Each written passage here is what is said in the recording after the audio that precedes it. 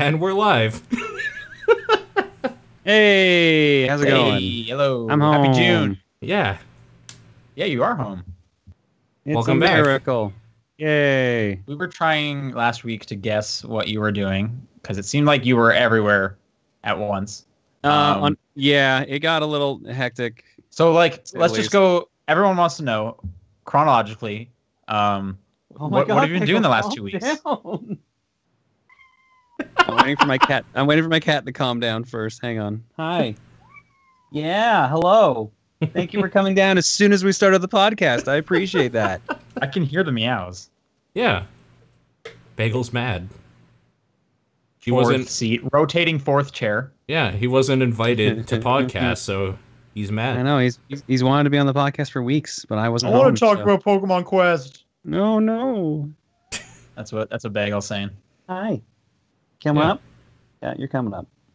Oh, he's coming up. Don't you worry about that. He's even on. I can't see with this new setup if he's Yeah, on camera he's now. on- Oh, yeah, yeah. yes. Oh, yeah. We can see basically down to where it says like PlayStation on your shirt. Oh Yeah. wow. Okay. Yeah. So first things first, you look different. Yeah, I have a new setup. I can see Finally your have a new room. computer. Yeah, it's a disaster zone. Yeah. Was it like super clean beforehand? No, it's just Yeah, I didn't way think so. worse now. Okay. How's the new computer? Good. When I get to use it, yeah, as you can tell, someone caused You us some got this problems. because of like a partnership or something, right? Yeah, I'm partnered with Memory Express now, so they actually got me a brand new computer, and well, they basically like I had to pay like half the price of it. I mean, that's still probably which a is great really deal. good. Yeah. Got I mean, two monitors. I'm curious, I'm only on like, one right now. what kind of video card do they put in there? Because all the video card prices are crazy. 1080 Ti, I believe. Nice. Is that like the latest one? Is that the best cryptocurrency mining one out there? I think that is the one right Yeah. now. Okay. So are you mining Bitcoin?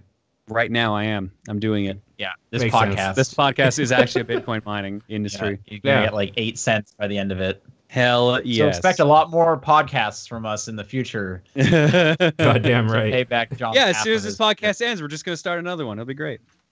Like, actually. nonstop. Yeah. Are, yeah. But Are actually, we it's real. joking? You'll never know. Yeah. Yeah. All right. So I'm just curious, and feel free to plead the fifth or whatever if you can't talk about it. But so they gave you half a computer. What do you have to give them? I have to put their advertising stuff on, or not advertising stuff. I have to put their mark on the bottom of my stream, which they only Like gave me a the lower assets third yesterday. kind of thing that says like Memory Express. Yeah. Okay. Okay, Mhm. that's cool. And that's all you got to do. And do you have to do it like every Every now- single time you stream? Every or- now and then, like I'll tweet about any other deals and stuff like that. Okay. Once I get this whole thing set up, I'll tweet out like this was thanks to Memory Express, blah blah blah. Okay. Like, Yeah, nothing- I just I nothing don't too know how a terrible. lot of that works, so I'm just curious for myself. Word. Oh, that's cool. Anyways, yeah, I asked about it earlier. Where have you been? What have you been doing? Let's go through it. All right. A lot has happened, I guess. Where do we start? Well, you're a dad now, right? No, I'm just kidding. And there go the rumors. God damn it, John. Wait, really? No. No. Okay, No. yeah, I didn't think so. Okay. Well, when everyone got like quiet for a sec, I was like, "Oh crap! Did I go with the wrong joke here?" You ruined I everything. played myself. I've been gone for 2 weeks. I was at Emil's place in Georgia recording some stuff, and I also guested at MoMA Con, and I also went to New York to do work for SEGA. Right. Yeah, I Yeah. remember you were trying to do this. So how'd you get it done? I basically had to skip one of my panels. Okay. There was no other way around it. Sure. Once in a lifetime opportunity. I'm sure it's fine. I mean, I couldn't turn it down. It was really fun. I'm with you 100% on that, for sure. How'd that go, though? I wasn't able to catch the stream. It was really fun. I got knocked out in the second round, unfortunately, due to a tiebreaker that was not discussed. Yeah, I was So- wondering about that. I saw the tweet. What was going on? Yeah. So my second round was Kamek Zone, And it was based on whoever had the most progress in the superhero meter, which is meant to track how far you've gotten in the game. We tied in percentage because I think the meter actually doesn't track other than when you beat a stage or not. Oh, I see. Yeah, so it was a little weird in that aspect. And then, but I got farther in the stage, but apparently he got a higher score because he took a different path in one of the stages. Okay. And so they decided it was going to be broken by score, and they didn't tell us that before we started the race. And I would have played completely differently had that been the case. Great. But yeah, it is what it is. He had more personality he had more on-stream chemistry, I guess, for lack of a better term. So like, it sucked, but I had to be like, all right, that's fair. I understand. I mean, to be fair, he didn't know either, so it's not like it was. Yeah. Like, but the worst part was like we had to do rock paper scissors to see who went first, and I had to go first, and I had practiced the night before, so I knew where all the secrets were. So I unfortunately had to show him where everything was, which really sucked because that's basically what shot me in the foot. Got to practice your rock paper scissors game for next year. Apparently, I got to work on that mental game. Very true. And what was the SEGA thing was for the anniversary collection or something like that, right? For the Sega Genesis collection, which is out now on PS4 and Xbox One, and the Steam one's been updated. So was there? Paul had mentioned, is there like a Genesis Mini that was a part of this or something? That wasn't for this. That was for something else. Okay. There was no AT games or whatever AT2 games thing. Okay. Yeah, we just did a lot of guesswork. We had no we idea, did really. so much guesswork. That's fair. As we do on the top-down perspective, generally. Did you get to do anything else while you were in New York? I got to go to Times Square. I went to the Nintendo store. Got to walk around downtown for a little bit. We went to this like crazy ping pong bar. That sounds awesome. That does sound like awesome. there's just like a bunch of like underground ping pong tables with a bar and like a restaurant. And they just give you a giant bucket of ping pong balls, and someone's job is just to walk around with a net and just grab the ping pong balls as they fly around. Sure. And just dump them in like a bathtub. It was weird, but it was fun. How much does that cost to like? I'm assuming it's just like a cover fee. I don't know. I assume like they covered our food and everything. Okay. So it was an event. Yeah. Thing. So Sega covered flight, hotel, and food. So it was like really good. Do you remember the name of this ping pong bar? Because like maybe next time I'm in New York, I'm gonna go check out some ping pong. It was like Flip or something like that. Where's my phone? It's actually written in my phone here. Give me a second. Okay. It wasn't too far. It wasn't too far away from the downtown core. So. Okay. I mean, that doesn't narrow it down a ton, but if you can get that name, I'm gonna put that on my travel list. Spin. It's Spin. Spin ping pong bar or something like that. Okay. That's cool. That was your first time in New York, right? Yep. So that was really cool. Cool. I hear it's real hot over there right now. Oh my God, there was a heat wave when we arrived. It was hotter than it was in Atlanta, which was ridiculous. Nice. But the only upside, I guess, is it wasn't as muggy and humid. So. Okay. But no, that was real fun. I enjoyed doing that. Nice. And then back to MoMA Con. Yep. So I had to skip one of my own panels. I had to skip our Q&A panel. Okay. And flew in the next day before the next panel I was on. So we had Theron controllers. I was on a panel with Brental Floss and a bunch of other guys for Use Your Words. And then we had a signing session on the next day. So just kind of kept busy the whole con. All right. Did you buy some stuff? Did you get anything in New York? Yeah, I bought a bunch of stuff. Some games I didn't have. Some like little Nintendo knickknacks. Like I have a Game Boy alarm clock now. Is that from the Nintendo store? Yep. Okay. I bought a bunch of shirts and hoodies and stuff like that. Bought some gifts for people. It was cool. I'm trying to think what was there, because there's like a small museum in that store, isn't there? Yeah. Like, here's all the consoles. Here's all the consoles, and there's the one Game Boy that's been destroyed in the Gulf War. All right. I thought maybe that's what I'm thinking of. Isn't there one like this one survived a fire or something like that? I think it's unless they pared it down, it's just the one where it got like I think run over by a tank or something like that. Maybe that's the one I'm thinking of. Yeah. I took a picture of it. It's still there, still going. Right. Cool. And then how was flying back? All my flights were more or less fine until the flight home. That was the shitty thing. We got on our flight leaving Atlanta. My stop was Minneapolis and then Calgary. On the flight to Minneapolis, apparently thunderstorms started hitting the area. So we started flying around trying to wait for the thunderstorms to go away.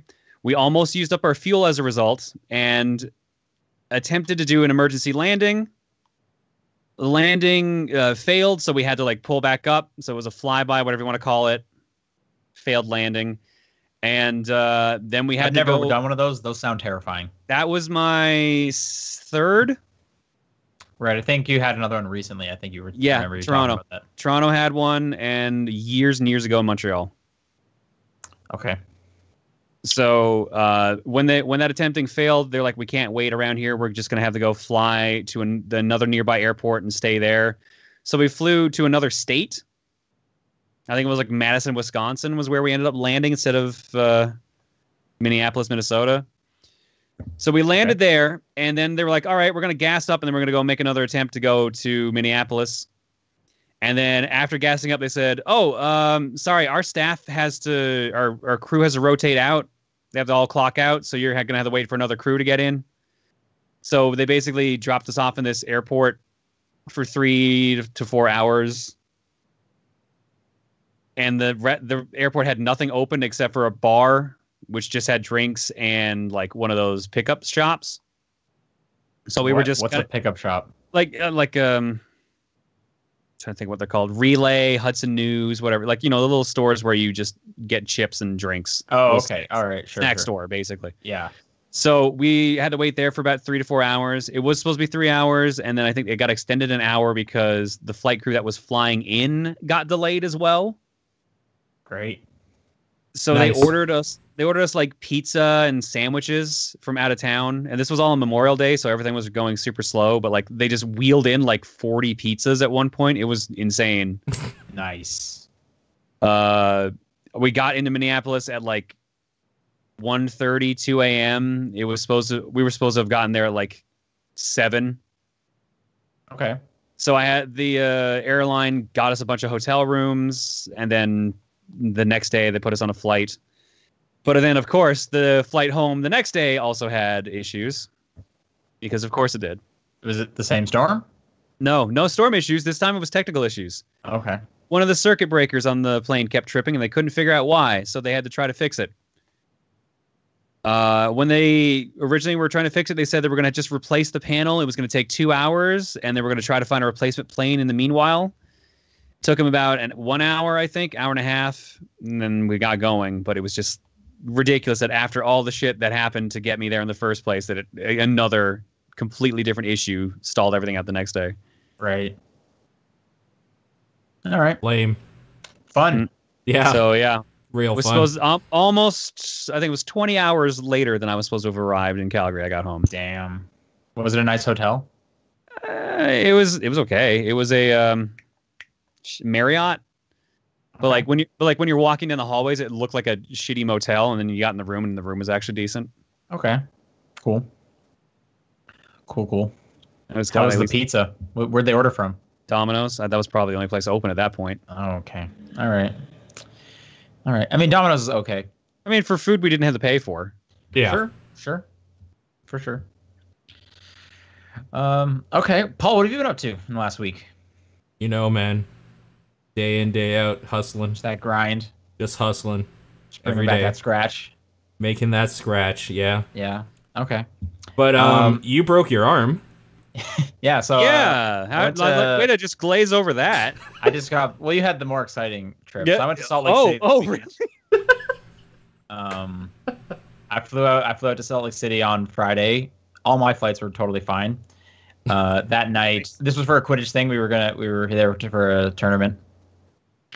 So that night, I'd never been to Salt Lake City. That's a cool city. It's in like a valley, so it's all basically just completely surrounded by mountains that are just like right up in your face. Went to a Crown Burger, which it's like all their burgers have pastrami on them, so that was pretty tasty. Nice. We also found this little, and we were just kind of walking down the main street downtown, and we came across this little theater that had 3 people in dinosaur suits, kind of fake wrestling with each other.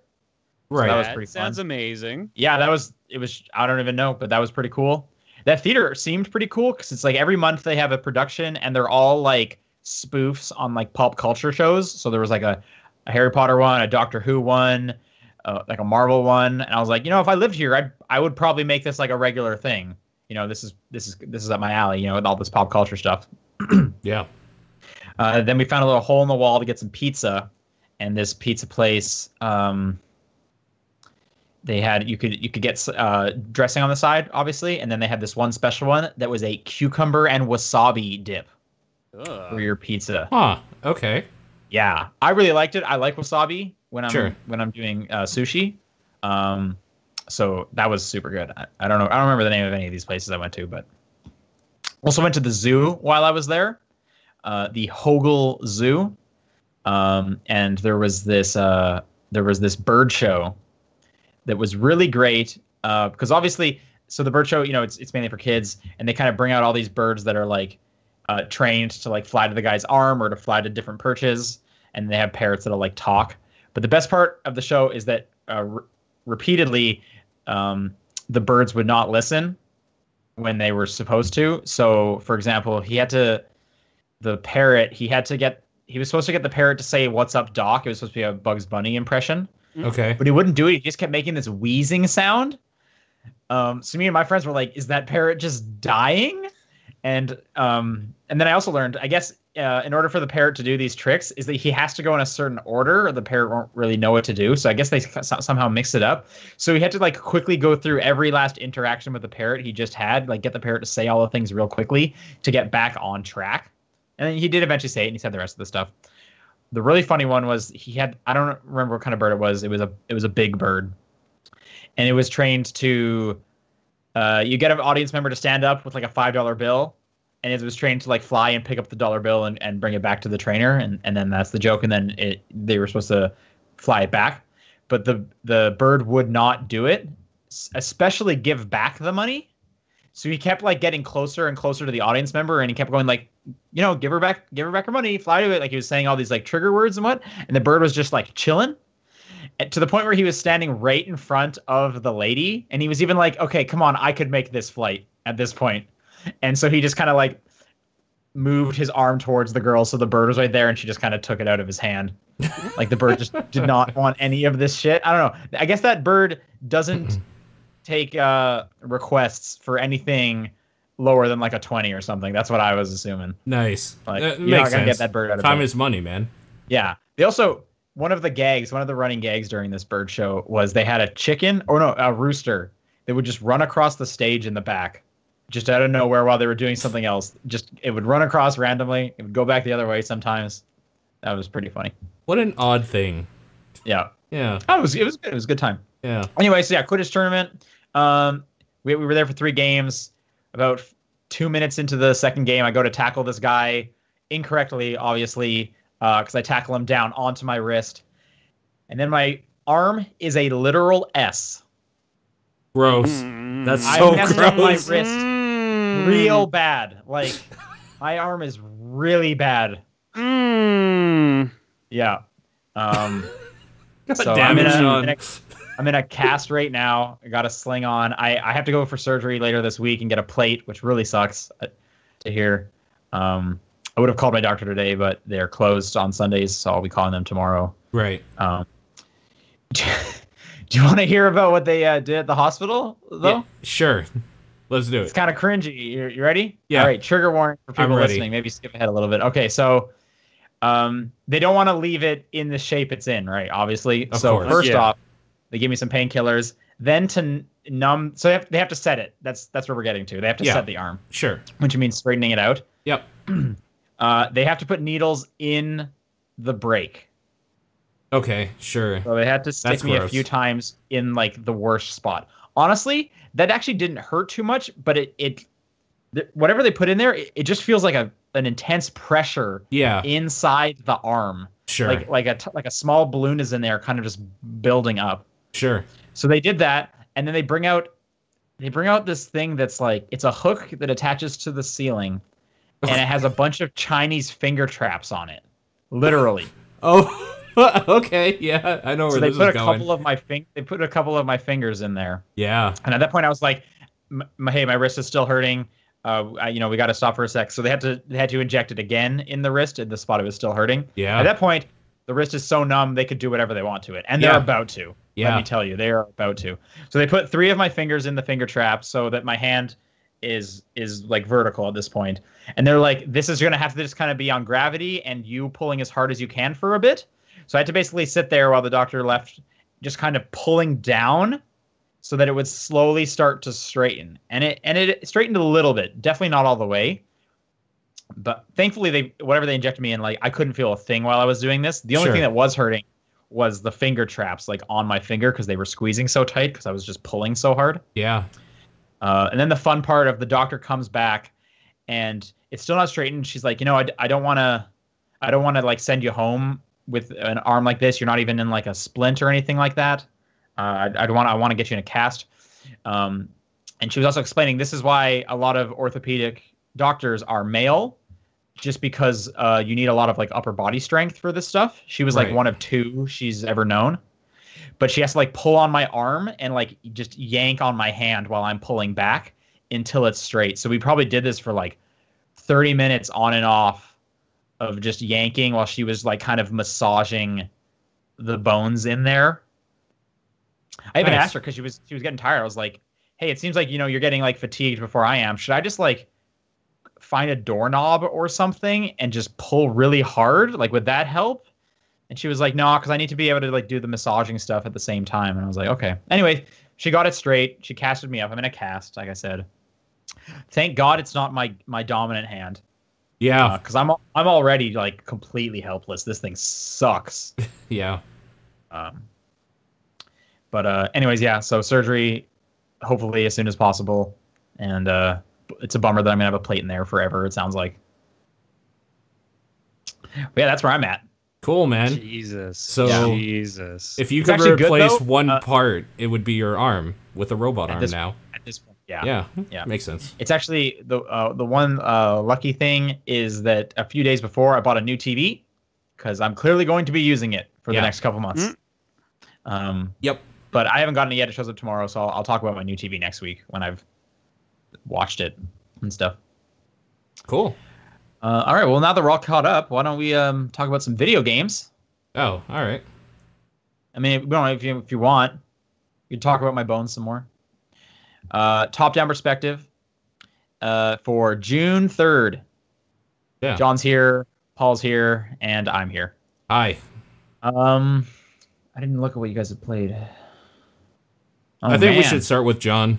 Okay, start with John. What have you been playing, John? All right. Well, I've been playing our Patreon game, obviously, that I can't talk about yet, Celeste. Yeah. We'll be recording that podcast later tonight. But when we were in Atlanta, all got really heavily into DropMix out of nowhere. Okay. So we went to Toys R Us, and they were still there, but everything was half off. Oh, sorry. This is in the States you went? Yeah. What was the sale at? 50% off. Sorry, you said half off. Okay. So we went into electronics, and they had pretty much everything you needed for DropMix, like almost like the full set that you can buy in stores, and everything was half off. So we just bought a bunch of DropMix stuff. Yeah, they had a bunch of DropMix when I was there as well. I think $50 was where it was at, which was 50% off. Yep. I felt like that wasn't enough because I had seen it on sale for like 50 online and stuff, and I was like, I bet this will get better. Bet this will get better. But I've heard it's cool. It's really fun, actually. You just need people to play with. That's the problem. Right. Okay. So I've picked up pretty much every card that you can get in stores right now. The other 2 sets are out of print right now, which sucks. You should explain how DropMix works because it's a weird game. Yeah. So it's not nearby. Otherwise, I'd show it on screen. You have a little board that you hook up either your phone or an iPad or something into, and you connect the board to the screen there so you can play the game. You have a bunch of cards that represent different things and are different colors. I don't know how well this is showing up on screen right now. I'm actually playing a video of the game right now as you're talking. That works even better. All right. So you get cards that are different colors. Like this is a yellow 3 I'm holding in my hand, and it represents. What material is this? Is it like paper, or is it more of like a card it's stock? plastic, like a key card? Like it's cardstock. Like it's what you get a card off of. Like these are basically playing cards, but like a little stiffer. Cool. Okay. All right. But they have like a little AR chip inside of it, kind of like what an Amiibo has. Yeah. An NFC chip, you mean? Sorry, that's what I meant. You're right. Each card represents a different part of a song. So the one I'm holding up here is Marky Mark and the Funky Bunch, Good Vibrations, just the vocals. Nice. Okay. All right. And then there's wild cards like this one, Earth, Wind, and Fire September, which, depending on where you put it on the board, has either the vocals, the horn section, the drums, or the guitar. Or it might be bass on this one. Each color usually represents a certain thing. Yellow usually means vocals. Blue usually means percussion. Red can either mean keyboard, horn section, or violin. And green usually means bass guitar green is violin. And I guess red can be also main lead guitar. Violin gets its own color? I feel like that's not a popular instrument. Well, green is like, I guess, bass line, for lack of a better term, because the string section is on green, bass line's on green, and then I guess lead instrument would be red, technically, in that case. Okay. But the way it works is each card has a value from 1, 2, or 3, and a specific color, unless it's a wild card, in which case it's all colors, but it's only got 2 on it. And then there's also like white effect cards you can put down that give you chances for bonus points, but they're also value of 1, 2, or 3. The way it works is you have 5 zones on the board. One that is pure red, one that is pure blue, one that is red and yellow, one that is blue and red, and one that is blue and green. You put down a card of the corresponding color into each spot, and you get a point.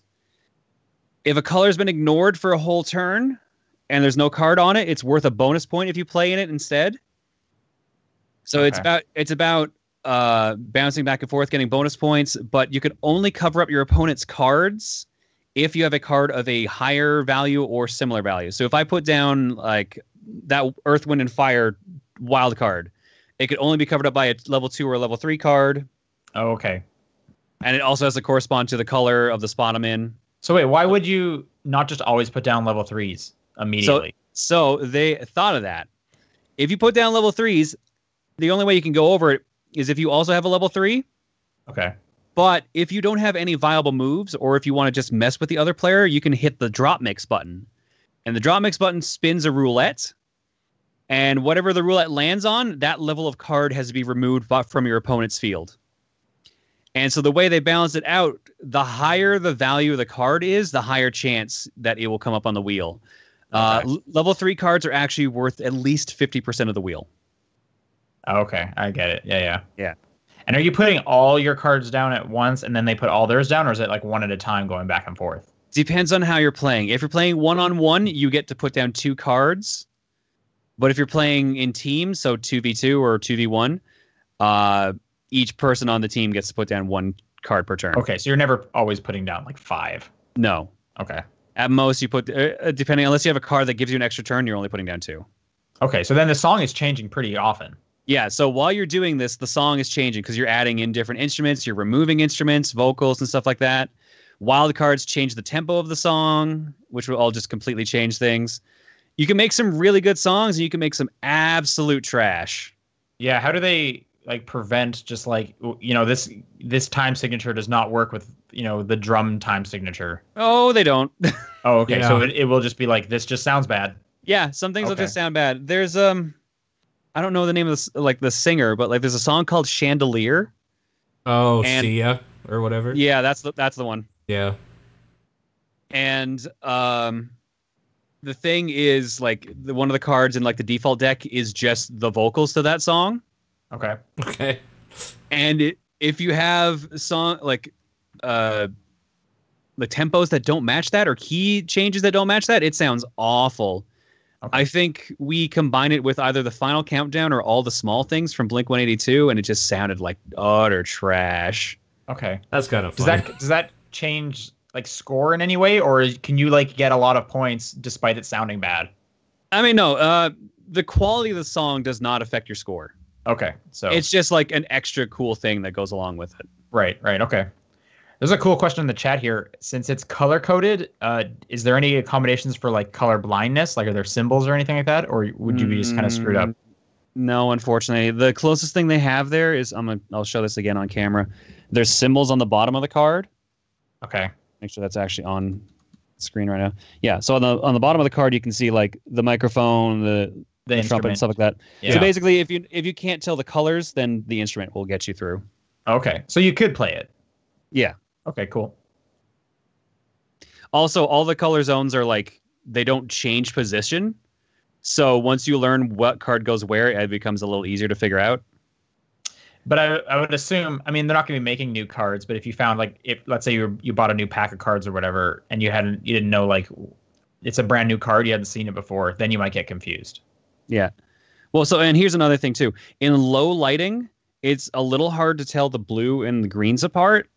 In our hotel room after the con, we were playing, and a bunch of people kept putting down the wrong color card in the wrong spot. Oh, okay.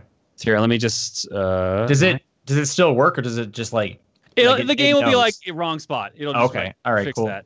Here, it seems like it's coming through fine here, but yeah, just those look show. pretty different on this camera. Yeah, but in low lighting, if on my old camera, it also would be really hard to tell. What is that a picture of that I'm looking at on that top one?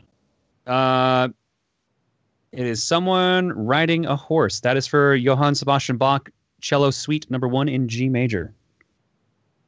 Okay, I don't see a horse. Oh yeah, I see it.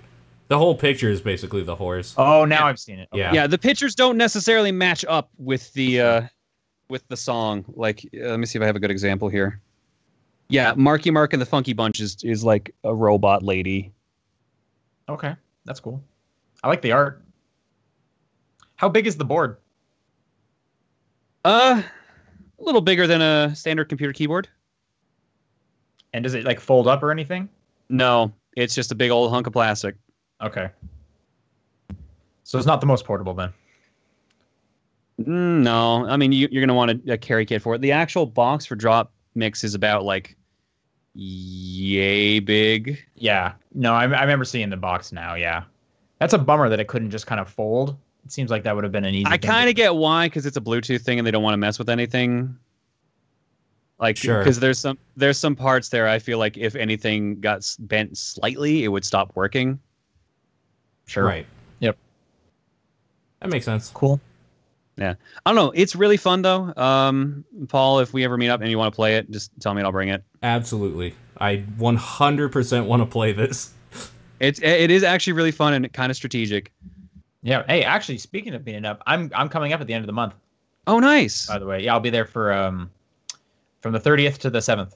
So Sweet. I will actually be home. So we'll meet up and play some DropMix. We should do that. Yeah, I'd like to see it because no one owns this game for obvious reasons. Yeah.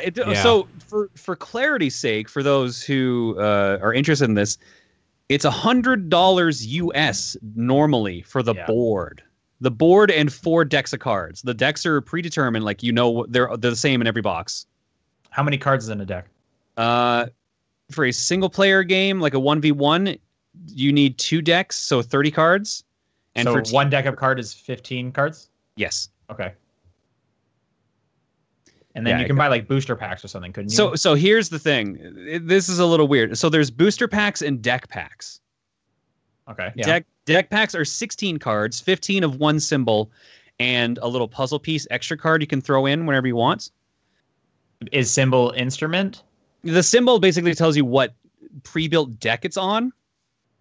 So here, for example, I don't know, like, is that a theme? Like, I don't know. Yeah. Like these are usually themed. I'm trying to get used to this cameras. I'm sorry, guys. Are we looking at the white symbol here? Yeah. So that's a can of spray paint. That's the bomb deck, I believe they call it. This one. Are these like trying to relate to genre? What is like? No, some of them kind of do. Like this is called the Seer deck. What's the genre connection here? Like spray paint makes me think of like punk rock. I don't know. Hip hop. Okay. Sure. The country one is a horseshoe, and the deck's name is Lucky. Okay. Yeah. One of the electronic one is an astronaut's helmet, and it's called Astro. Or like Daft Punk. There's no Daft Punk in this yet. Also, the electronic deck so far is a little super lacking. Weird. In my opinion, there's a new deck that just came out at the beginning of the month. They're still making cards for this? Oh yeah, no, they have a season 2 planned for this. That's not out yet. Oh wow. Yeah, for some reason when I was like, Toys R Us is going out of business, I just assumed DropMix is dead. I'm gonna be real. I thought DropMix was not doing well. I don't know if it's actually doing well, but there's a lot of people that are into it. So. That's what I've heard is like, there's like 1 in every like 40 people has played DropMix, but they really like it. But there's only like 5% of us are playing DropMix or whatever. Well, it's because it's so expensive to get into. Like it's 130 Canadian. Right. Yep. But the one perk to that is if you go to any store that carries it, they're gonna have everything for it because no one's buying it. Sure. True. Like I went to the Toys R Us here to get the stuff I was missing, and they had everything. How much are the deck packs again? Did you already say that? There's 2 different things. The pre-built deck packs are 25 Canadian. I want to say that was 20 American, maybe 15. Okay. And there's also, this is the annoying thing, there's booster packs. Yeah. But they're booster packs based on series, and the booster packs are always the same. So the only way to tell what booster pack you're getting is to see the card that they show on the front, and that means the 5 cards inside the box are going to always be the same. I mean, that's probably good as a consumer. Yeah. Right? Because then you're not getting random cards. Yeah, but there's no like other way to like tell like shop owners like what one you need, because there's no like, oh, this is booster pack series 1-1. It's like, oh, here's the card with the girl with curly blonde hair.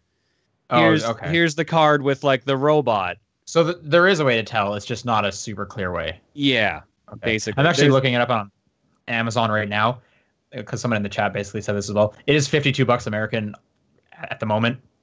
So it seems like it's on 50% all the time. And yeah, all these card packs look to be around $12, give or take $1. Yeah, I think the booster packs are like $6, and then the deck packs are way higher than that. I bet it's cheap on eBay. I'm gonna check eBay. Depends. So there's 3 promo cards you can get from going to PAX as well, and apparently I missed them, and I'm pissed because they were the G.I. Joe theme and the Transformers theme. What was the third one? I actually don't remember. That's the only one I don't actually know off the top of my head. There's one guy here who has at least 12 of these stacked up, so that's a cool guy. There you go. Bud. Last I looked on eBay, I think the Transformers card was going for $50. God damn it. On eBay, the game itself is going for $50. Well, there you go. Too bad. Yeah. I'm looking up here. The card is... There's a song from Pyre. That was apparently a PAX East 2018 exclusive. That's the other one. That is Flutterfly from the Pyre original soundtrack. That's $15 I'm seeing. Transformers main title song and G.I. Joe main title theme. Yeah, I'm seeing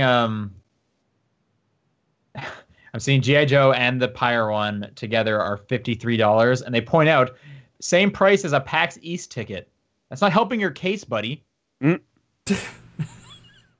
Yeah, hopefully I can get those at PAX West. Yeah, that'd be cool.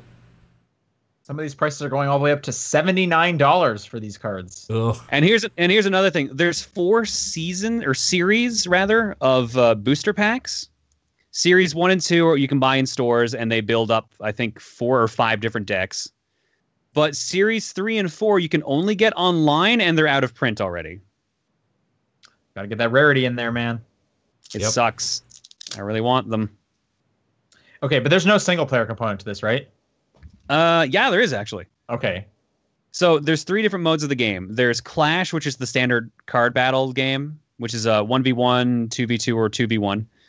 And then there's Party mode, where you basically just build a deck, and then you have to do pre-built challenges that the game gives you on a time limit. Okay. We played with 5 players. That mode we were kind of on, because sometimes it didn't quite read the card fast enough. Oh, yeah. Because usually speed's not an issue. Yeah. And then there's a third mode where it's just remix mode, where you can just put cards down to mix your songs, change the tempo, change the key. and just try to find something good. And if you find a mix you like, you can just hit save and it'll just be on your phone. That's awesome. That is awesome. Yeah. All modes actually have that. I might even have one built on my phone right now. I just don't remember. And these are not covers. These are the actual songs. A bunch of them are done from harmonic staff. Oh, so they are. Oh, wait, like the harmonic staff's their own band, or they made a cover of a hit song. A little of both. So there's actual songs like Blink-182 is the real deal, but then like some things are just labeled harmonics music, and they'll say things like the Doctor Who theme. Okay. Oh, okay, yeah. Right. Let me see here. Okay. Yeah, I do have one mix saved here, and if I click it, I think it just starts playing it automatically. Yeah, like and it shows the order of the cards you played down and changes the song accordingly to that. That's cool. So it is like a replay. Yeah. Very cool. Yeah. It's really neat. I like it. It's a fun game. I just wish it wasn't so expensive to get into. Right. Yeah.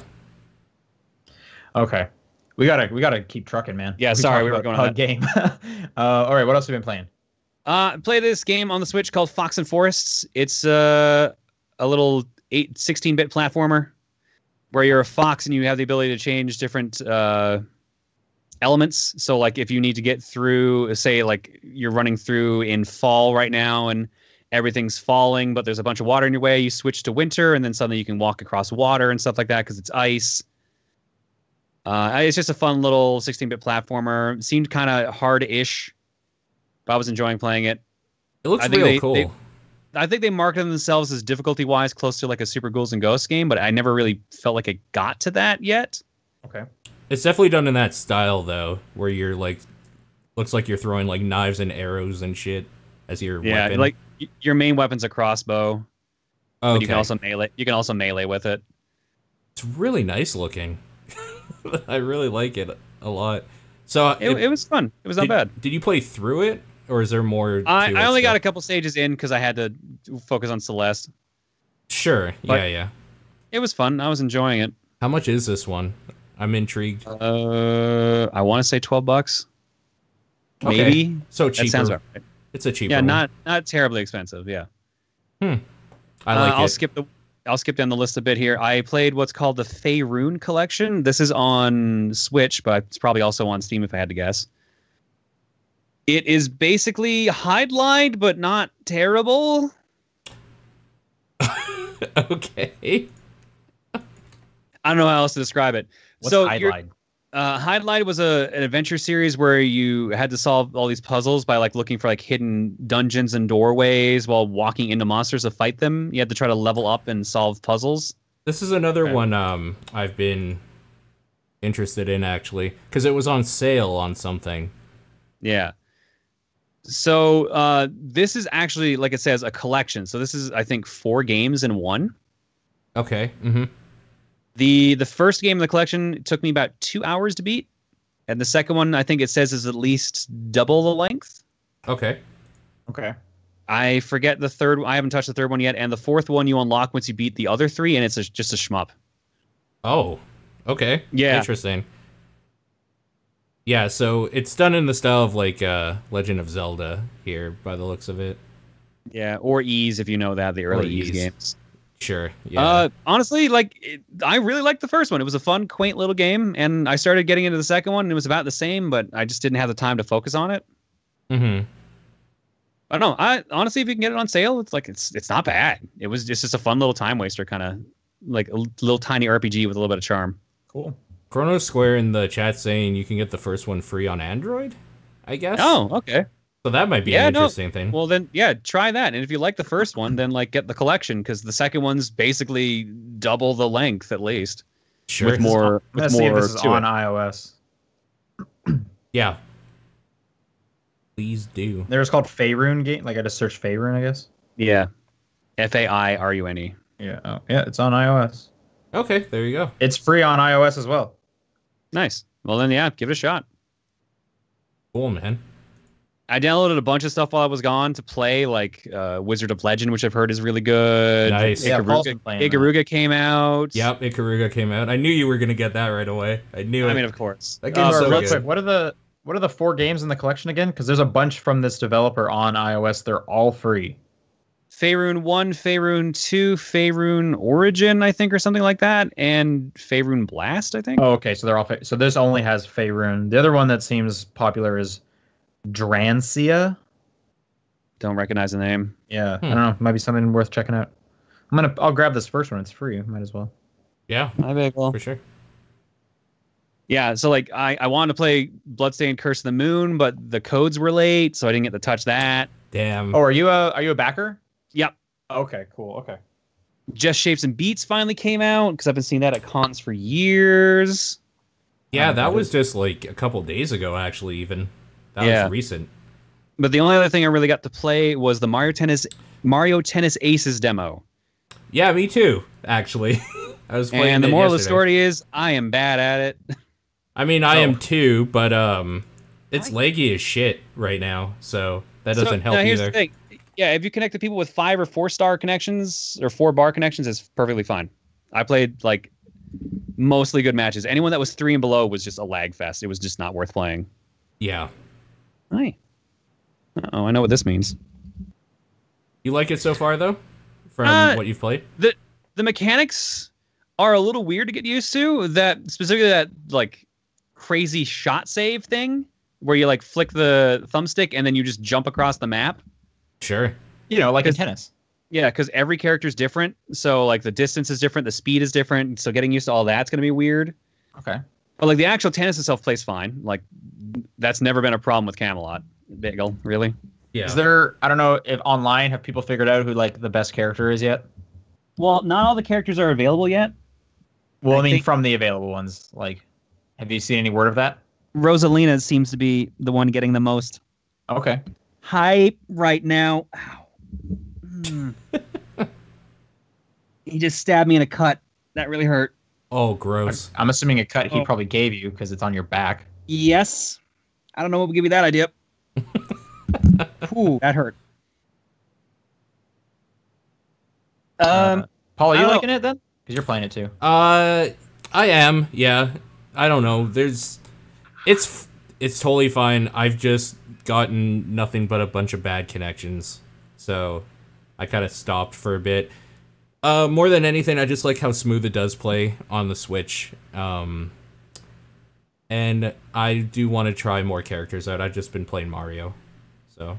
Yeah, Rosalina seemed to be the one I always had problems with because I guess she's a technical player and her like curve shots are extremely strong. Okay. Gotcha. Chain Chomp was also a little weird to get used to playing against because the body's so big. It's weird to get used to where he's actually going to hit the ball. Yeah, for sure. But no, like I like the ideas behind it. I like the targeted shot. I haven't gotten to a point where I'm worried about having my racket being broke yet.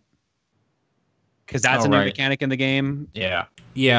And like the one time you really deal with it is in that training thing in which you're doing the racket breaking. They don't really put you through that. So, I don't know. Yeah. I need to play more of it. I kind of want to see the single player thing too. Because that's going to be my draw. I'm really curious about the single player. That's going to be the thing that makes or breaks this for me. Yeah, the actual tennis, it's like I said, the actual tennis is real good. Yep. You don't have to use their crazy like slow motion and shot aiming mechanics. You can just go to standard tennis if you don't want to worry about that. Yeah. The only thing I don't like is the button that's for lobbing and for drop shots is also a dodge button. So if you accidentally hit the button twice, you won't hit the racket. Instead, you'll just dodge out of the way of the ball. Oh, I see what you mean. So you have to be a bit careful with that.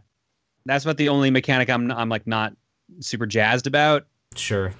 But other than that, like it's Mario Tennis. If you've played the past few Mario Tennis games, you already know most of the mechanics. The new ones are nice additions. It just take a bit to get used to. Sure. Yeah. Yeah, I'm on the fence because I haven't played any of them, but I also don't really care about a lot of Mario sports games. So I don't know, man. That's fair. I don't know. I'm curious to see how the single player is going to be. Yeah, that's what I'd be interested in the most. And that's out, I think, end of the month, 22nd, something like that. I think that's true. Yeah. Okay, let's continue with Paul. We started with you. Yeah, I kind of just had that in the like, I don't know, sidebar that I wanted to start off with because I've been playing that, and I've also been playing Sushi Striker. That demo came out, so you can Right, try that it comes out. out, Way I of think, the this week. Sushido or whatever it was. Way of the Sushido, yeah. Yeah, and I'm assuming you're playing the 3DS version, right?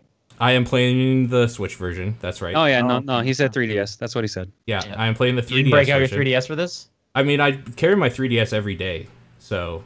But no. Really? I do, yeah. Because it's more portable than the Switch. Just get those street passes? You know what? Not many people carry it around, so Yeah. no, not I really. don't believe it. Yeah, no, not really. Not really. I hear this game is pretty touchscreen focused. This game? No, you can Yeah. use the, I've been using the analog stick more than Okay. anything. But, Okay. it might be easier with a touch screen. You might be able to jump around a little bit faster, so... It is a puzzle game that focuses on you eating sushi, like a whole bunch of sushi, and then These using... are two things I love. And then using the plates that the sushi came on as weaponry to attack your opponent. And that's my third favorite thing. Yeah, so... Murdering people. With my plate. Yeah, and also a bunch of anime bullshit happens in cutscenes and stuff, as it's one to do with Japanese-style games. So the main draw of the game is a bunch of sushi. There's a bunch of conveyor belts going in opposing directions in front of your character.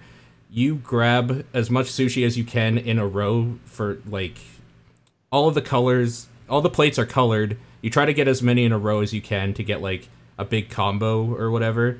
And then that's going to help you boost up your, like, power meter to do, like, a special attack and to get you plates to, like, throw at your opponent as he's trying to eat sushi and all that sort of good stuff. It's a pretty basic little puzzle game that I think will be impossible when you face up against certain people that just, like, have probably better characters, I'm assuming, are going to be in this with different specials that happen with their special meters and all that sort of stuff.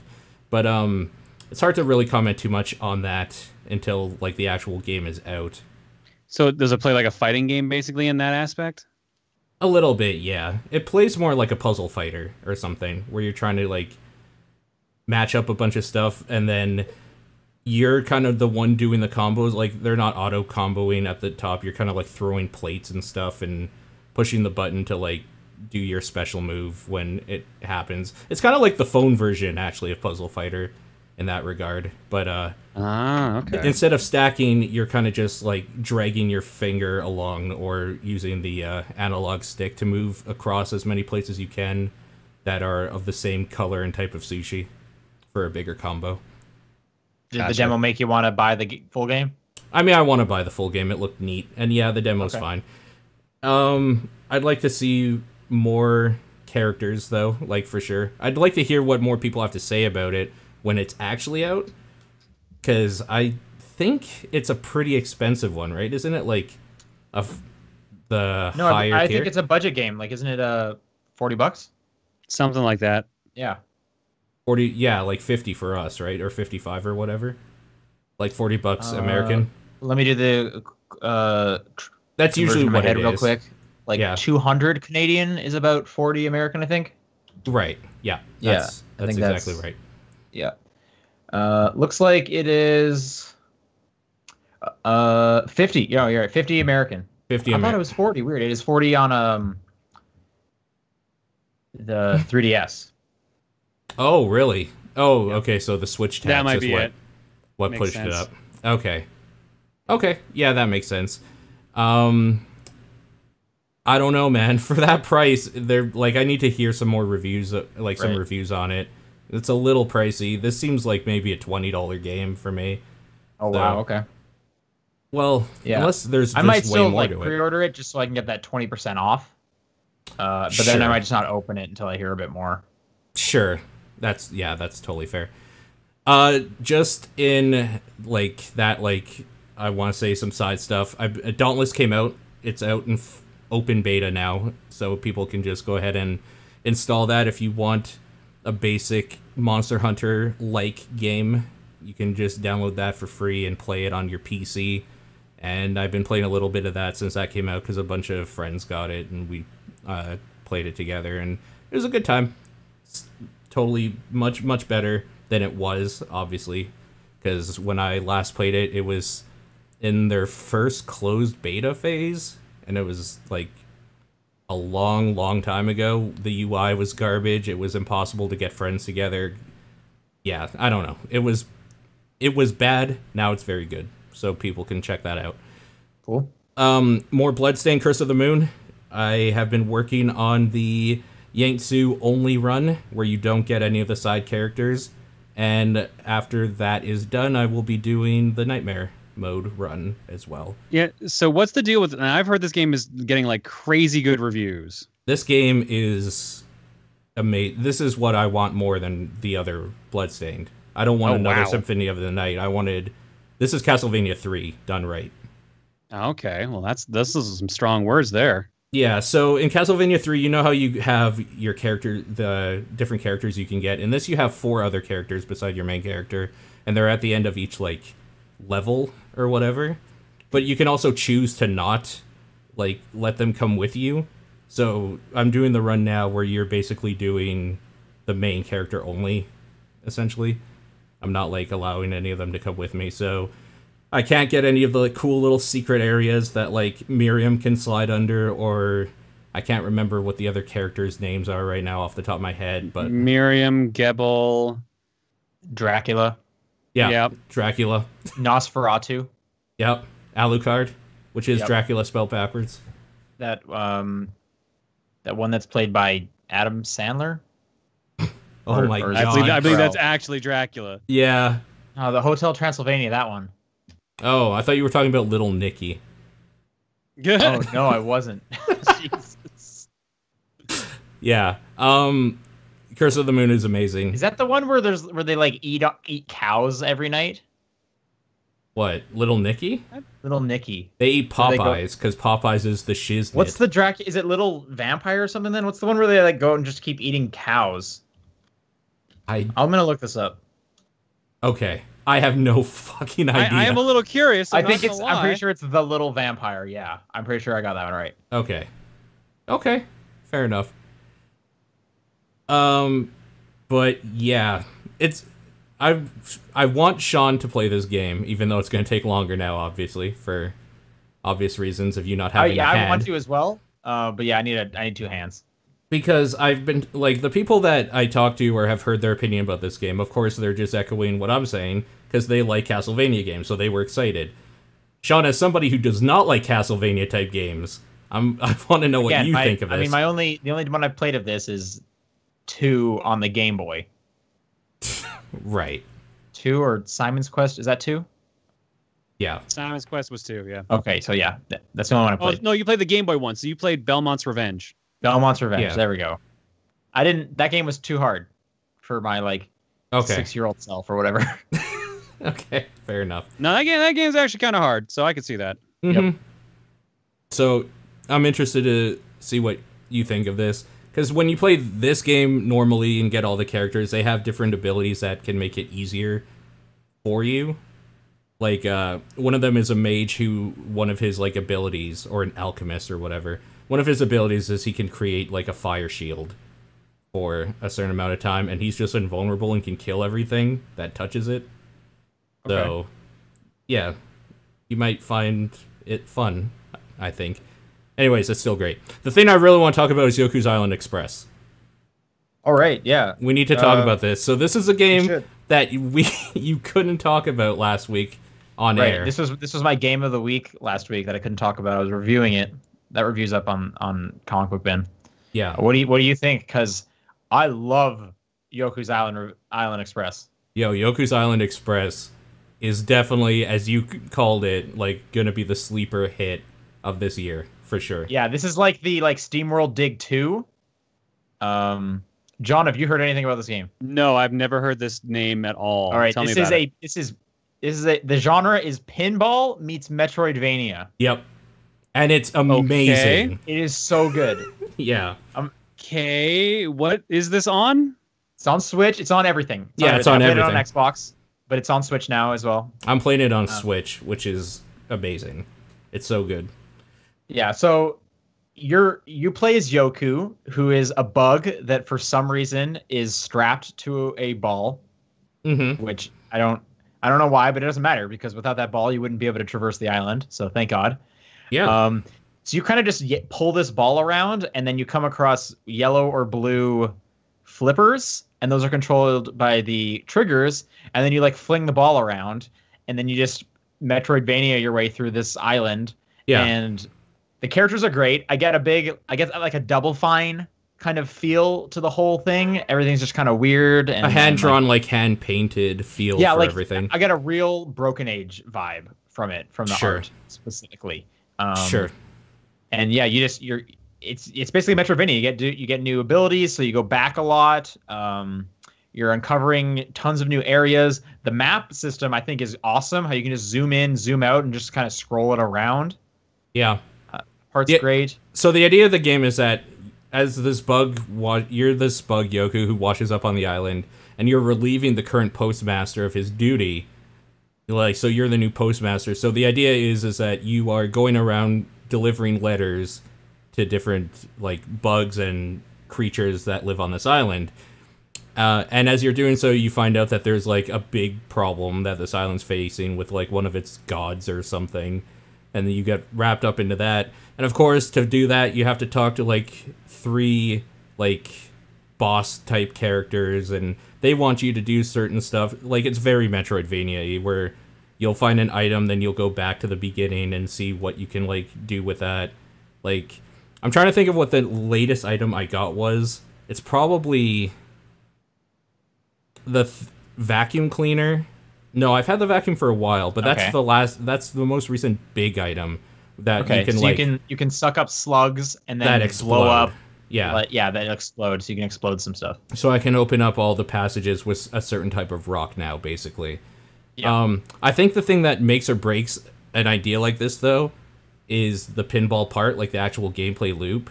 And the way that the levels are designed to focus around pinball are perfect for like traversing this world, where it feels fun, and every time you're doing the pinball parts, it feels like you're doing a thing. Like like it's hard to call it like a stage or every board or whatever, where there's obviously a thing to do. Instead of scoring points, you're like maybe cleaning up all these black ink splots or whatever. So right, yeah. So what might help in explaining that is, not only is there just like areas that you're just trying to move through, there's actual like pinball tables or their equivalent, where there's like flippers at the bottom, and it's more circular, like a pinball table and whatnot. And you're trying to get stuff done, which can be just trying to get to the exit. It can be trying to like break a certain number of things so that like stage 2 happens.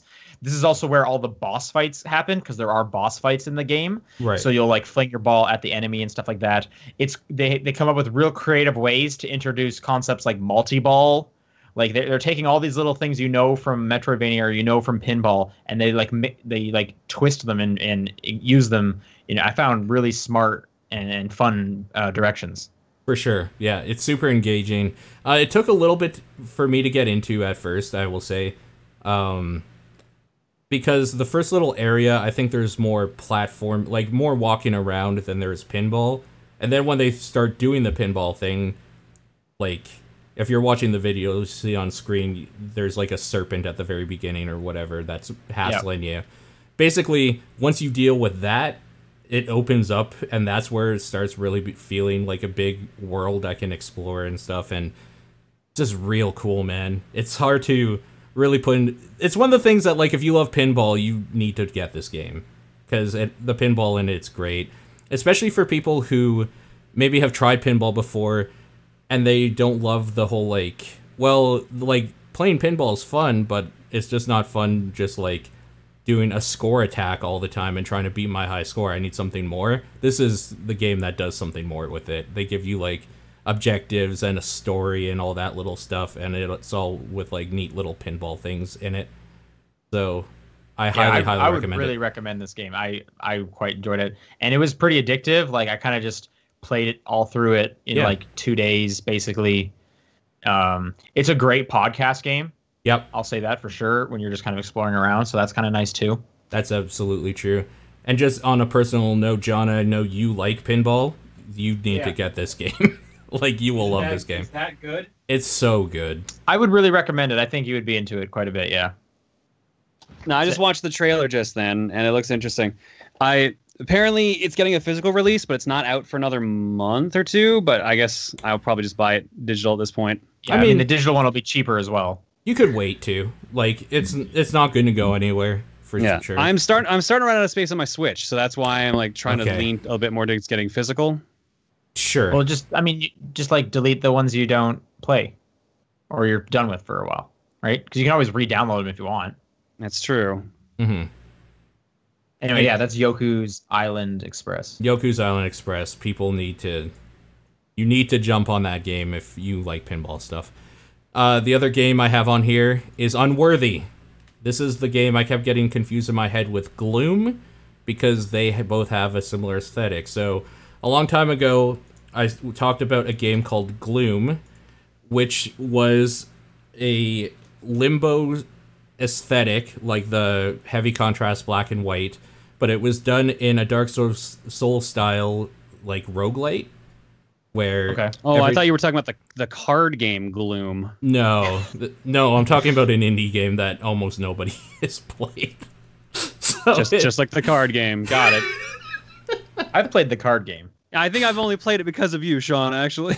I don't own it, but someone must have brought it, I guess, maybe. Sure. Anyway.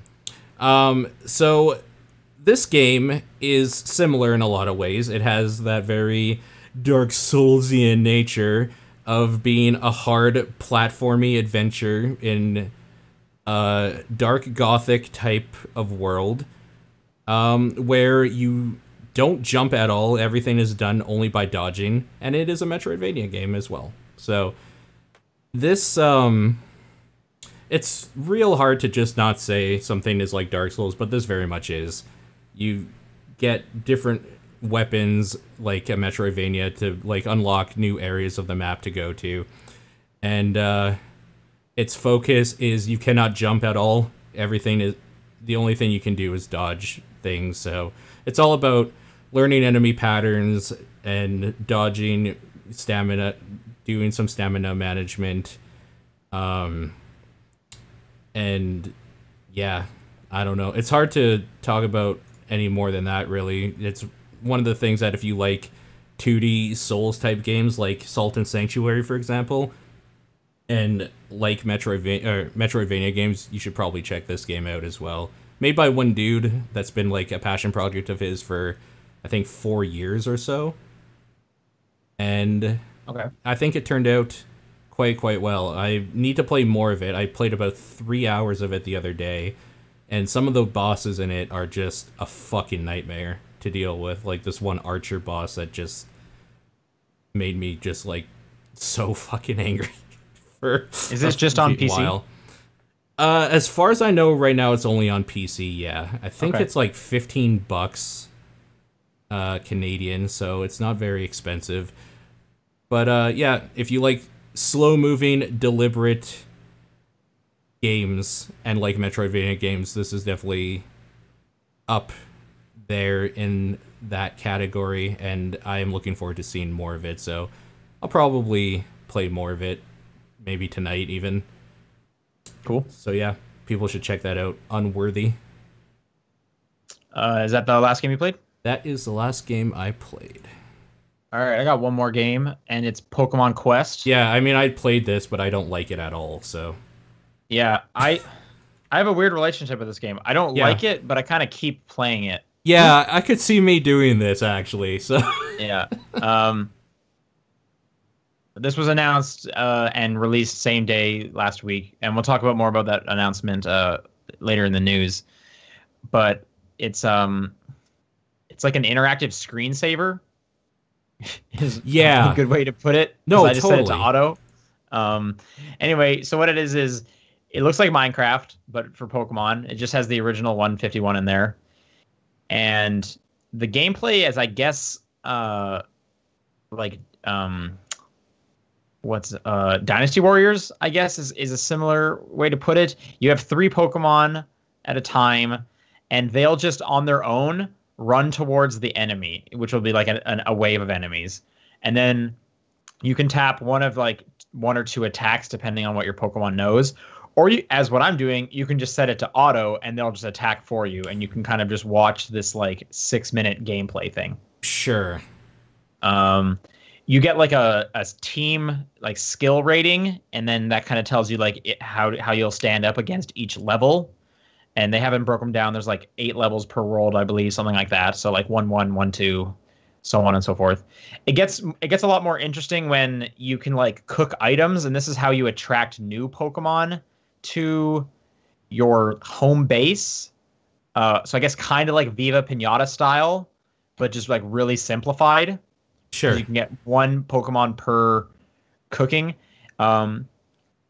It's also a mobile game. Like, this is going to be coming out to phones, and because of that, there's hella timers everywhere. Yeah. Cooking takes 4 expeditions, for example, to like complete an expedition is when you go out and like take on one of the levels. You can only go up to like 5 expeditions, and they're based on a timer before your energy has to recharge, or you can pay money for it. It's actually kind of good for me right now because, like I said, you can just watch it and you're playing it, and I have one hand. Yeah. So it actually kind of works out. As a phone game, I think I'm more into this idea of just having it on a thing to carry around. As a phone one, because I'll just like pull it out when I'm on the train, send my Pokemon to do something like that. Totally. On the Switch, it just kind of seems like, why am I using this console for like nothing? Totally. Yeah, that's like, how I feel too. You know, it's kind of like playing a clicker game on your computer. It's like, why? Yeah. Like, just play a better game. And like I said, you can set it to auto, which for most of the part it'll be fine. Except I find all your Pokemon are complete idiots. Yeah. So if I actually take control, and by control it means I choose what attack to do, when to do it, I'll do a lot better. Because sometimes I'll have, like, for example, my Onix, he had like a spinning attack, and then he also had one that just like pushed the enemy back, but it did no damage. And it's like, why would you ever use that? But the computer loved using that attack. And all the attacks are on cooldown. So when you use one, that Pokemon is now on cooldown for like 5 seconds or whatever. Right. But if I'm going to control, I'm just mashing the good attack the whole time, and I'll get a lot further. But I don't want to. I just want to let it do its thing. So I don't know. I kind of like the roguelike aspect of it, where I like seeing the numbers go up. I like equipping stronger attacks, power gems or whatever to my Pokemon, and seeing those numbers get bigger. And then at that point, it's just like a screensaver. So it's not I would not say this is a good game. I really like how they look. I like the voxel look of the Pokemon. Yeah, that I like all the like UI elements and stuff. I think all the designs are pretty nice. But I said this on Twitter. Imagine if you had full control over like one of the Pokemon, and you're playing co-op with your friends. Yeah. See, now that's what I thought it was going to be based on what they showed. Yeah, that would have been like really awesome, right? But no, and so you can't even get like that strategic with it, because you can't tell them to like, hey, your health is almost dead, you should go back and like heal.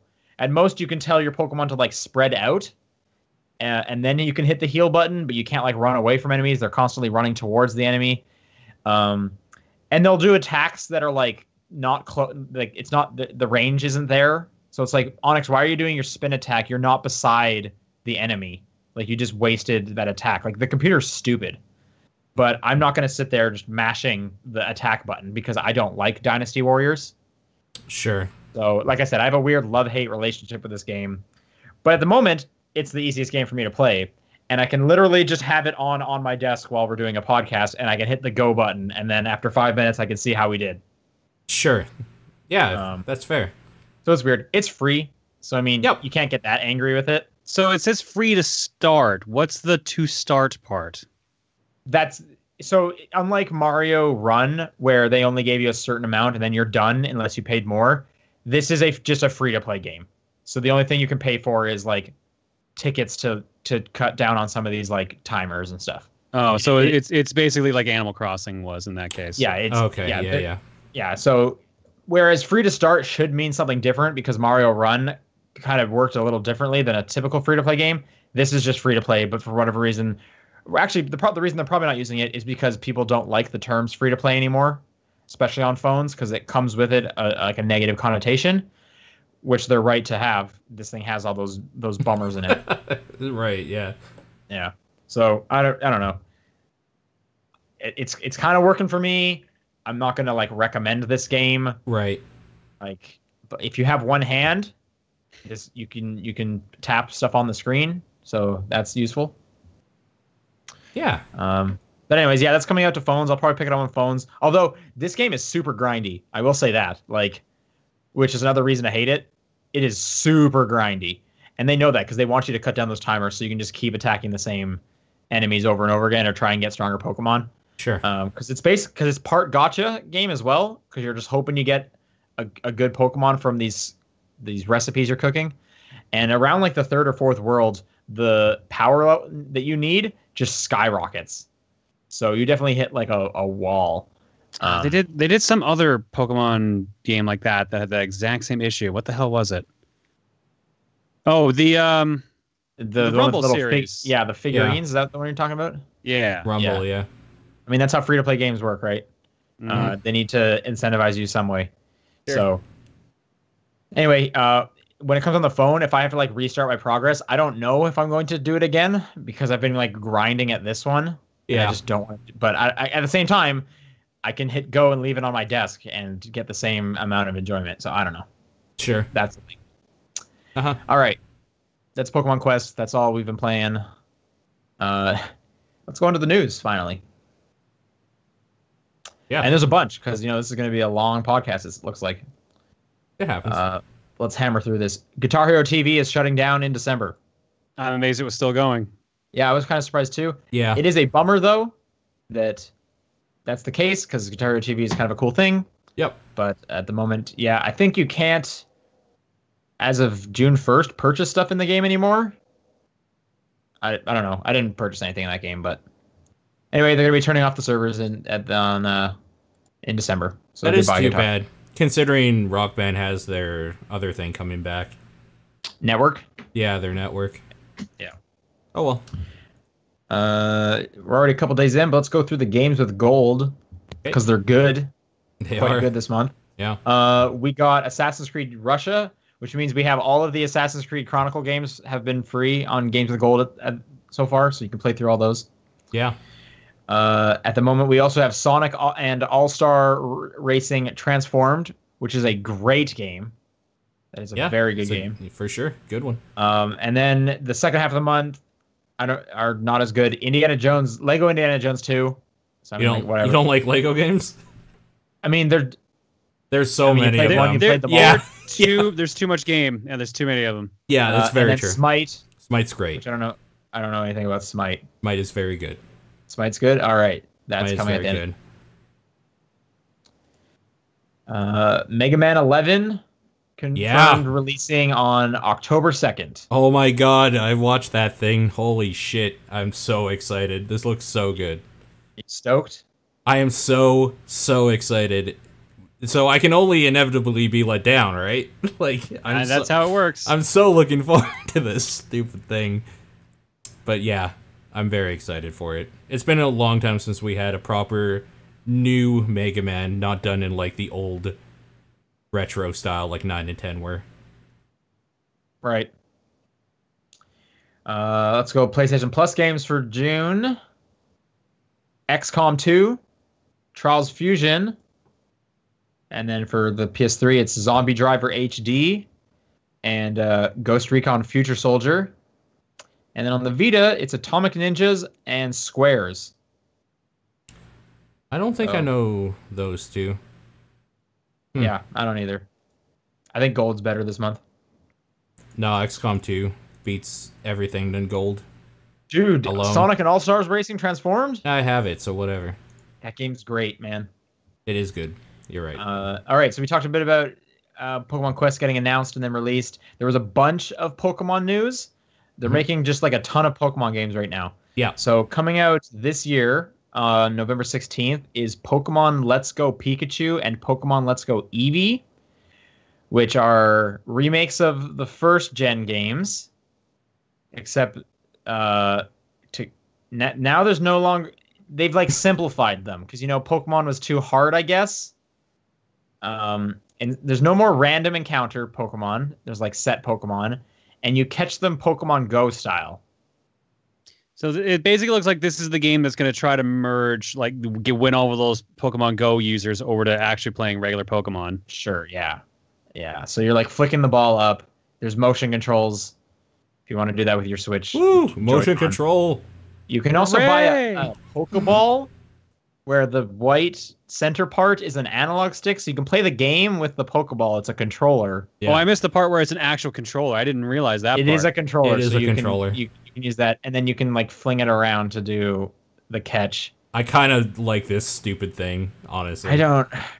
I have no idea how to feel about this because, like, hey, it's like a Pokemon game, kind of, but it's like for like little kids. I don't like. I kind of liked the battle system. Why are they? And there is still a battle system. You still have gym battles and Pokemon battles, but the catching system is just weird. You can also transfer your Pokemon from Pokemon Go into this. Yeah, but they haven't said what it actually does. There's like a Pokemon Go park you can see there. Yeah. Someone's saying the Pokeball is also basically like a Pokewalker. Yeah, so, I mean that's cool. Pokewalker was cool. Sure. I don't know if I'm gonna get this. I don't know. Like, part of me is like, all right, I'm ready for like a Pokemon game, and everybody's just like, I'm not ready for. I don't want like a dumbed down Pokemon game. They also announced that they are working on a proper next Pokemon RPG that is going to come out in 2019 that will not have Pokemon Go stuff in it. Right. So obviously, I'm more excited for that one. That's a real Pokemon game. Anyway, yeah, Pokeball Plus is also coming out November 16th. I don't think they put a release or a price on it yet. Although I think people have been saying it's like going to be $50 just like the games, which is too much for this Pokeball thing. But I guess because it's a controller. Sure. I guess that'll be like the second player controller. If a friend comes over, they're stuck with the Pokeball controller. I mean, you can just give them another half of a Joy-Con, though. That's true. So Pokemon Let's Go has co-op. And then you can both play with a vertical Joy-Con. It only requires one Joy-Con, I believe they said, to play the game. Play one-handed, I think is what it says in the trailer, or something silly like that. Hey, Sean, that's good for you. Yeah, actually, that is good for me. You're right. Because you no longer have a hand. Although by November, I will have two hands, easily. So well, we'll see. So I mean, if this comes out in the summer, Jesus, that's what I need. Okay. All right. So we already talked about Pokemon Quest. All right. Speaking of Sonic Racing All Stars, Walmart, our best news source for E3 leaks. They've been real good this year. Oh man. Kotaku has its work cut out for them, keeping up with this. Team Sonic Racing has been leaked, and then it was announced like a day later because you got to do it. You have to. I mean, why not? Sure. This is coming to everything. I believe this game is going to be $40, so a bit of a budget title. Sure. The one downside is it's just Team Sonic. It's not the All Stars, so you can only play as Sonic and his shitty friends. And you can't play as cool characters like Billy Hatcher. And his I think you're the first person to have ever said Billy Hatcher's the cool friend. I think Sonic is at the bottom of the barrel. He's right above, however, Shadow. Because he's definitely the bottom of the barrel. He is way higher than Shadow. But like, the PC version of Transformed has like Football Manager and stuff in it. Yeah. And Team Danica Fortress 2 Patrick. characters. Exactly, yeah. Danica Patrick, we were just talking about this. Those have some cool characters in this. This thing only has Sonic characters. Yeah, that's actually a bummer. Like, for real. Yeah. Like, hopefully, maybe if I get this for the Switch, maybe I can play with my Mii, which I never want to play as the Mii. But maybe I'll finally want to play as the Mii. You must really be desperate at that point. Exactly, right? Anyway, if that's coming out to other consoles as well, I'm looking forward to that. That's a great kart racer. Yeah. Agreed. Hopefully this one's going to be good too. It's made by the same team. It's the same devs, so yeah. So okay. It's a good sign. So it'll be fine, probably. Yep. More game announcements. There was a big, long live stream from Bethesda for like a whole day with a bobblehead on there. And then eventually they released a trailer for Fallout 76. Paul, you seemed pretty excited. I really like that song. That song's real good. Also, yeah, a Fallout game or something. Yeah, there's a Fallout game there. I'm hearing a lot of people being like, but isn't it like Elder Scrolls turn? We don't really know what this whatever. Probably. Who cares? We don't really know what this Fallout game will be. If it'll be like a Fallout 4 style game or a Fallout Shelter style game. Yeah. They haven't really announced any news about it. The trailer makes it seem like you're about rebuilding or something like that. Okay. So, was it Vault 76 is the vault that had nothing done wrong with it? This was the one that was actually intended to be like, this will repopulate the Earth once the bombs have gone off and all the radiation's gone away. So theoretically, this is one of the few vaults that had nothing go wrong. Right. Yeah, I've heard some other like lore-based stuff about what Vault 76 was purposed for and stuff in previous games. Yeah. Yeah. So there's that. Oh yeah. So more game leaks. I don't think it was Walmart this time though. A piece of merch for Assassin's Creed Odyssey came out, which is like a keychain with like a Spartan's helmet. Yep. And then after that, some news sources just kind of came out saying, like, here's the rumors we've been hearing about. Assassin's Creed Odyssey is the game. It's going to be a follow-up to Assassin's Creed Origins. Although Bayek and Aya won't be the protagonists, and there'll be like dialogue choices, which will be a new thing for Assassin's Creed. A lot of things are pointing that it'll be this year, which I don't know if that's going to be true, because I remember Ubisoft coming out and saying they're going to take a year off and they're just going to keep expanding on Origins this year, but maybe they've changed plans. I kind of hope they continue to do every 2 years instead of every year, because I definitely burned out on Assassin's Creed games. Yeah, I think most people did. So hopefully they're not going back on what the lesson they seemingly learned. Yeah, I mean, they took a year off and then they put out one of the best Assassin's Creed games yet. So who knows what it's going to be, but it's supposed to be taking place in like Greece after the events of Origins, obviously, because that's supposed to be the first one. So there's that. We got some more leaks, and these ones seemed pretty had a lot of weight behind them. But basically, a lot of Nintendo news coming up for what's going to be at E3. Sure. I'm trying to find that image, but I think that was just on the tweet. Oh, here we go. Posted a picture. It's basically a chart of games coming to the Switch that involve Dragon Ball FighterZ, Fortnite, which that one just kind of makes sense. That game's on phones, so why not? Yep. What is this? Monster Hunter Ultimate? Yeah. Yeah. FIFA 19, Ultimate. Killer Queen Black, which is that the arcade game? See, I thought it wasn't, because I thought it got mentioned in a previous trailer, but I think it actually is. That 5-player arcade game? Because I went to the Twitter account for Killer Queen, and they had all their assets changed to just the color black. Oh, okay. All right. Something called Starlink Battle for Atlas. Paladins, Overcooked 2, which that's the news here. That's the excited one. Overcooked 2, I can't wait if that's real. And Mario Tennis Aces. And then Destructor came out and basically said, like, hey, we know this is going to be pretty accurate. We even got some other stuff on Twitter saying Fortnite has been rated for the Switch in Korea. Again, the Fortnite one, it's a no-brainer. Of course, that's going to come to Switch. Yeah. Like, there's no way. And like I said, I'm just excited for Overcooked 2. Like, that game is great. Yeah. So I guess we'll find out this week, right? Isn't E3 this week? No, it's next week. Oh, it's the following week? I think the first one's on the 10th, the first so show. Week and a half from now. Or I guess 1 week from now, right? Today's the 3rd. Yeah. All right. Next Sunday, basically. So that'll do it for news. Let's hit these questions.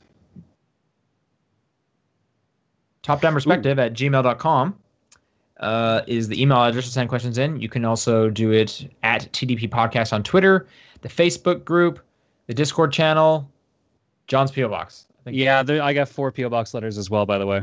Oh, all right. So you guys read the first question. I'll go get them because I got to step past the sleeping cat. Okay. I'll read this first one from Eduardo. Yeah. He says, what are some of the best randomly generated games, not counting roguelikes? Terraria. Okay. Diablo 1, 2. I think 3 as well. The dungeon layouts. Are those procedurally generated? I haven't played any Diablos. Yeah. They are. Okay, cool. Well, everything I think of is a roguelike. Yeah. I mean, most of them. Yeah. Yeah. No Man's Sky? Sure. I'll count that. What's the question? Yeah. Best randomly generated games, not counting roguelikes. All I can think of is roguelikes. Yeah. People are saying Minecraft. I guess that counts. Yeah. Yeah, it does, yeah.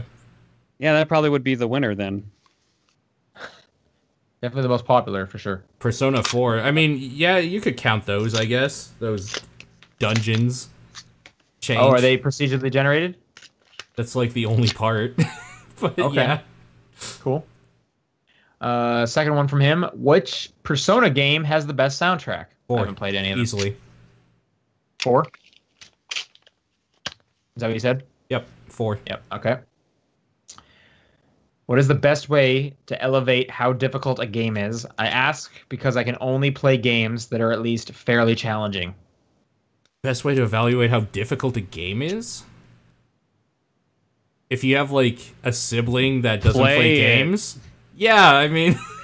Well, I think he's saying, like, do the enemies just do more damage? Or does something else get brought into play? Like, maybe you can't die or something like that on a harder difficulty, you know what I mean? Sure. That's what I'm thinking. Is like, what's the better way to raise a difficulty in a game? That's how I was interpreting it. Value how difficult the game is. Like, give it to somebody who doesn't play games, and then see how they do. Based on that question, it sounds more like how would I find out before playing a game to find out how difficult the game is and whether I would like it or not, kind of. Yeah, I reviews guess so. At that point, I guess. Yeah. Reviews and demos. I guess so, yeah. It's an interesting question. Paul, you got this next one then? Sure. BGC Kenny wrote in with 2 questions. I just put them together for ease of use. My friend really loves the classic Spyro trilogy. You'd think he'd be excited for the Reignited trilogy, but he's opposite, actually. He doesn't want to get it because he believes that the message the developers got with Crash Insane trilogy is make hard games and not make more games like the original Crash games. He wants more games like the classic Spyro games, but thinks the Reignited trilogy isn't the way to get that. Is there a remake that you don't want or wouldn't get? I mean, the Dark Souls remaster is literally a $25 patch on PC, and that's a fucking garbage way to do that. So, I'm not getting it for that reason. I wouldn't want a Mario 1 remake. I would love to see how that's done. Well, because, what would they do to pull that off? I feel like that's just how the game already is. Like, I guess you're basically just getting the game you already have. They technically did it with All-Stars, I guess, too. I guess, yeah. I didn't even think of it that way. But just, I guess, updated graphics. 3D graphics. Oh, man. Yeah. Something of, all, the Pokemon remakes when they go back and, redo, first gen and stuff. Oh, but Fire Red's so good. But so why is that one okay? What do you mean? Why is that a good... Why are you okay with that remake? Because that was on different hardware and was completely redone from the ground up. Yeah, see, I guess I'm not a huge fan of the remakes all the time, just because I already went through that story. I went through those worlds. I played with all those Pokemon. So I bought Shadow of the Colossus remastered. Like, I love when they remaster games. The reason I don't like the Dark Souls one is because they literally didn't change anything. They applied a patch to it. They didn't do anything at all to the PC version. Getting it on, like, PS4 or Xbox One or whatever, I'm totally fine with. Or Switch when that finally comes out. Okay. All right. John, you want to read some letters? Sure. I got 4 from our number 1 fan. Of course, Game of the Year, Undertale. That never changes. This one's from May 7th. Donkey Kong was Nintendo's first arcade success, permanently settling their focus to the video game industry. Or setting, rather. However, they had some arcade flops beforehand, one of which, due to wanting to reduce cost, was reused for Donkey Kong. They made a Donkey Kong converter kit that would change this game's arcade cabinet to play Donkey Kong. What game was this? I actually think I remember this one. No idea. I should know. I've read like a book on Nintendo's like coming to America, but I don't remember at all. I believe this is Radar Scope. This was Radar Scope, released in Japan in 1979 and worldwide in 1980, and it was only moderately successful for Nintendo. It was the first game that Miyamoto helped develop. So when it came time to make a new game, they had a stockpile of Radar Scope machines lying around. So, as well as making Donkey Kong arcade cabinets, they made converter kits for their cabinet stockpile and for owners of Radar Scope cabinets. All right. Next up, May 14th. Let's do true or false trivia. Have these games sold at least 5 million copies? Numbers are from VG Charts. Oh, so that's so very accurate. Wait, is that sarcasm? Yes, actually, VG Charts is known for being bad at their numbers. Oh, okay. Yeah. I have no idea about them. Also, I'll put the answers on the right side so John can cover it with his hand and play along too. Brackets equal number of platforms they were on. Okay. All right, so this is going to be a little tricky here. Hang on. Sure. Actually, you know what? I'm good with not playing along. Okay. It'll just make it easier. Sure. I do appreciate the offer, though. Carnival Games on 2 systems. Did this sell more than 5 million copies? No. According to VG Charts. Oh. No. Did this one come with a controller? No, this is not a Nintendo-made game. I know, but did it come with... Part of me thinks it came with a controller. I'm gonna say no. I'm gonna say yes. Yes, 6.1 million. What are you guys doing, man? I've only seen the Kinect version. That game is bad. All right. Hannah Montana Spotlight Tour on 2 platforms. No. I'm gonna say no to that. I hope it's no. It's no. 1.67 million. Good. Point for everyone. Game number 3, Michael Jackson, The Experience on 8 platforms. Oh, man. That's got to be a yes on 8 platforms. Yeah, I'm going to say yes. Yeah. Just because of Michael Jackson. 6.45 million. Okay. That's way too close to no, though. For that many platforms. Weird, though, yeah. Number 4, My Sims on 3 systems. My Sims? No. Yeah, I'm going to say no as well. I'm going to say no, but I remember that series. It got a bunch of sequels. True. Crap. 5.34. Okay. Oh, so close. Yeah. Deal or No Deal, 4 systems. I don't know. I know the 3DS version of that game is like always at a Walmart. Like people are always buying it for like 84 cents or something just to get the cases. That's one of those ones. It's like that and Cory in the House. True. That is actually a thing. I'm gonna say no. I'm gonna say no as well. Yep. I'm gonna say yes. Okay. No, 3.02 million. Okay. That's the worst game show. Imagine Babies.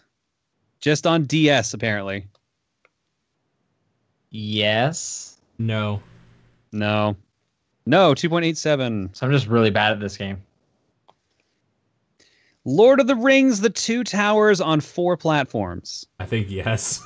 I think yes, I remember these ones being popular. I remember this one sold. This will be the best one. 6.65. That's the only one I played. That's why I said yes. That's actually the only one I played as well. I have that on PS2. Yeah. Nice. Harry Potter and the Chamber of Secrets. 6 platforms. Yes. Yeah. Probably. Yep, 7.64. Okay. Harry Potter and the Prisoner of Azkaban. 5 man. platforms. I'm going to say no to this one. I think he's throwing us off. Yeah, I'm gonna go no as well. Yeah, I think I'll agree with you on that one. Correct. It was no. Yeah, okay. All right. 2.15. Oh, wow. Okay. That was quite the drop. And Yeah. last but not least, Shrek 2, 5 platforms. Yes. I do. Really? Yeah. Because I have No. that game. Why? Is that your Yeah. marker? Yeah, I don't know why. That's why I'm saying I think 4,900,000 other people have this in there and they don't know why. They don't know why. All right, what is it? I don't remember Shrek 2 doing that well. I'm gonna say no. Sean, what are you going with? I said no. No, 3.43. That's pretty high. You don't have still. as many friends as you thought, Paul. I don't have any friends. All As I'm right. concerned. So the You have score Shrek too, was so you're good. score was Sean got 6 correct, Paul got 7 correct, and I got 9 correct. Yeah. 6 correct? I felt like everyone I got wrong.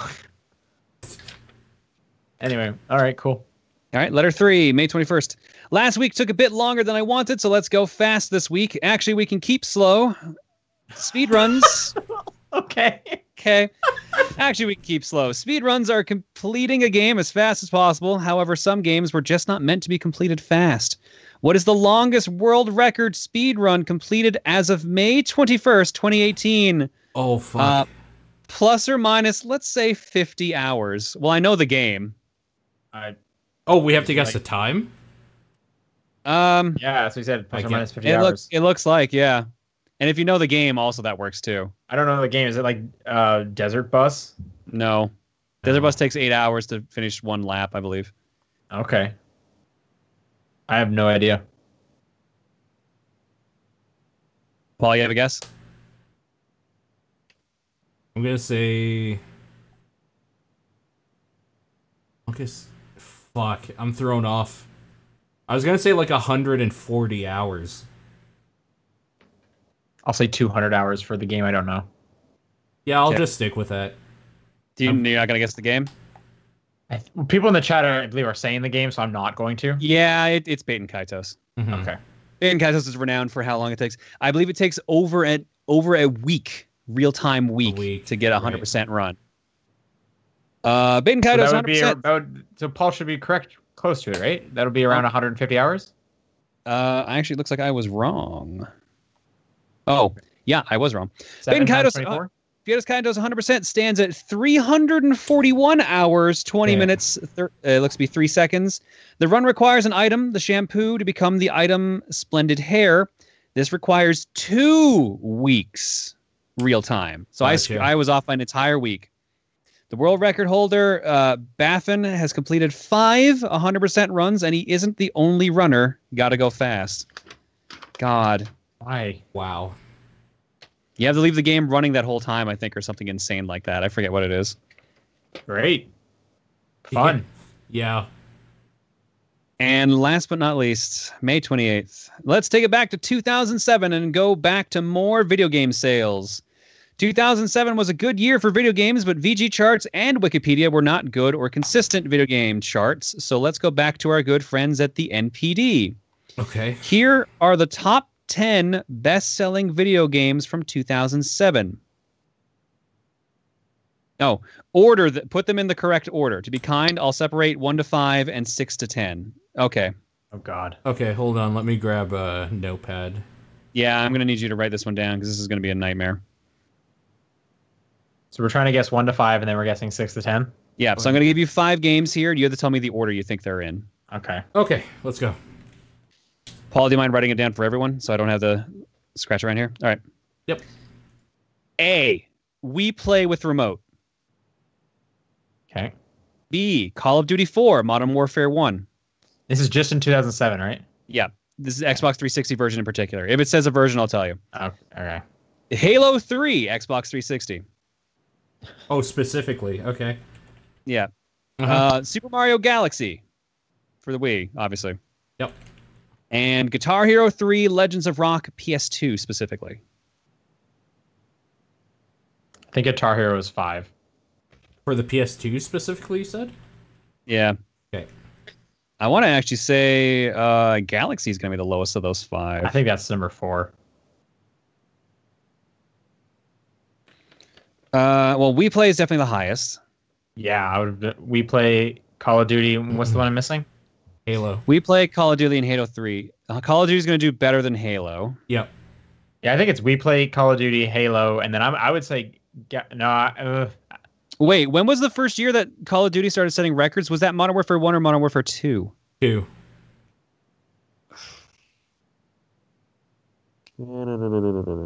It was 2 when it started setting records. 1 was very well received, though. Crap. I'm wondering if I should swap. That's the only one I'm torn on right now is swapping Wii Play and Call of Duty. I think we plays. I think that's the one. I have Wii Play at the top for me here as well. I'm going to go with Call of Duty. I might regret this. So my order is Call of Duty, Wii Play, Halo, Guitar Hero, Mario Galaxy. That's my order. What are you guys sticking with? John, what's yours? We play Call of Duty, Halo, Galaxy, then Guitar Hero. So you're literally going in the order I read them out. Okay. Oh, am I? Yeah. Yeah, that is A, B, I guess so. Yeah. I'm going in that order too, actually. So You're gonna go A, B, C, D, E? Yeah. All right. Wow, really? Okay. Halo 3. Wow. with top? Okay. Yeah. Amazing. We play Sure. Call of Duty, Yep. Guitar Hero, Mario Galaxy. All right. Weird. So Halo 3, I knew Halo 3 the top. I think it outsold Modern Warfare. At least that year. All right. Yeah. Next up, Okay. Pokemon Diamond, Yep. Mario Party 8, Okay. Madden 08 for the PS2, Hey. Assassin's Creed 1 for the 360, and Guitar Hero 2 for the PS2. Ooh, Talk about an ordering I just don't care about at all. yeah, I kind of feeling the same on that. God. I want to clarify Assassin's Creed, what you said Xbox 360. Yes. Okay. Because I'm thinking that might be the bottom. I'm thinking Mario Party's the bottom. I'm gonna just hope Mario Party's the bottom, so that's where I'm putting it. Mm. I would put Assassin's Creed before that. Okay.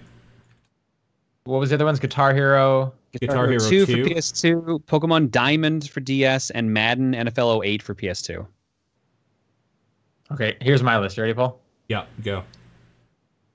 Pokemon. Yep. Madden.